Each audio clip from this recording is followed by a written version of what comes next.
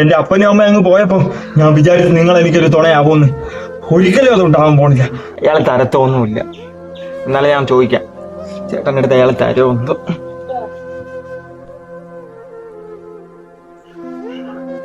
ചേട്ടാ, എനിക്ക് ചേട്ടൻ മിനിഞ്ഞാന്ന് മേടിച്ച ഷർട്ടൊന്നും വേണം. എനിക്ക് എന്റെ ഉടുപ്പ് തരാനൊന്നും പറ്റത്തില്ല. ഷർട്ട് തരാൻ പറ്റില്ല. എനിക്ക് വണ്ടിയെങ്കിലും വേണം. ഒരു കല്യാണത്തിന് പോകാനാണ്. വണ്ടിയൊന്നും എനിക്ക് തരാൻ പറ്റത്തില്ല. എന്റെ പൊന്നു ചേട്ടാ, എനിക്ക് വണ്ടി താ, അത്യാവശ്യമാണ്. ഒരു കല്യാണത്തിന് പോയിട്ട് ഞാൻ പെട്ടെന്ന് കൊണ്ട് തരാം. നടന്നല്ലോ പോടാറക്കാൻ, അല്ലാതെ വണ്ടി ഞാൻ തരത്തില്ല, ഉടുപ്പും തരത്തില്ല. എന്റെ അപ്പനും അമ്മയും അങ്ങ് പോയപ്പോ ഞാൻ വിചാരിച്ചു നിങ്ങൾ എനിക്കൊരു തുണയാവുമെന്ന്. ഒരിക്കലും അത് ഉണ്ടാവാൻ പോണില്ല. നിങ്ങളെ പോലത്തെ ഉള്ള ഒരു ചേട്ടനെ കിട്ടിയത് എന്റെ ജീവിതത്തിലെ ഏറ്റവും വലിയ വേസ്റ്റ്. കണ്ണാ മതി. ഇനി പറഞ്ഞ എന്റെ കൈ നിന്റെ ദേഹത്ത് വീഴും. ഓ, എന്റെ ജീവിതത്തിൽ നിങ്ങളെ കൊണ്ട് ഒരു നേട്ടം എനിക്ക് ഉണ്ടാവാൻ പോണില്ല. ഇതോടെ നിർത്തി.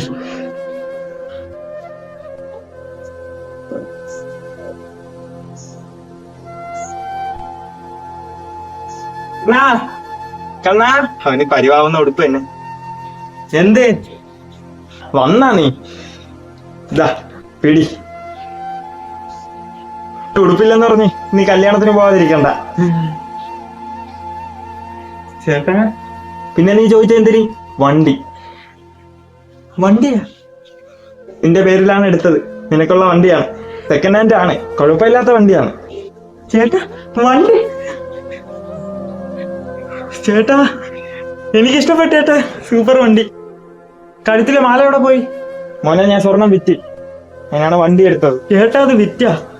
നമ്മളപ്പ എത്ര സന്തോഷത്തോടെയാണ് ചേട്ടൻ അത് വാങ്ങിത്തന്നത്. സാഹചര്യത്തിനനുസരിച്ച് യൂസ് ചെയ്യണ്ടേ. നാളെ എനിക്ക് വല്ലതും പെട്ടെന്ന് സംഭവിച്ചു ഞാൻ പെട്ടെന്ന് മേലോട്ട് പോയാലേ സ്വർണം ഞാൻ കൊണ്ടുപോകൂ. ചേട്ടാ ചുമ്മാ ഇരുന്നാണ്, അങ്ങനെയൊക്കെ പറയാതിരി. ഇന്നല്ലെങ്കിൽ നാളെ ഞാനും പോകും. പിന്നെ നീ, നിനക്ക് വേണ്ടി ഇനി ഞാൻ വല്ല സ്വരൂപിക്കണം. അതിനാണ് ഈ ഞെട്ടാ പാച്ചത്. ചേട്ടാ ഞാൻ പഠിച്ച് ജോലി വാങ്ങി എന്റെ ചേട്ടനെ നോക്കും. എനിക്ക് ഉയർന്ന ശമ്പളത്തോടെ ജോലിയും കിട്ടും.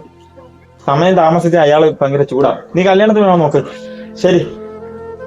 ചേട്ടൻ എനിക്ക് മനസ്സിലാക്കാൻ പറ്റിയില്ലല്ലോ ദൈവമേ. നേരത്തെ എന്തൊക്കെ ഞാൻ പറഞ്ഞു.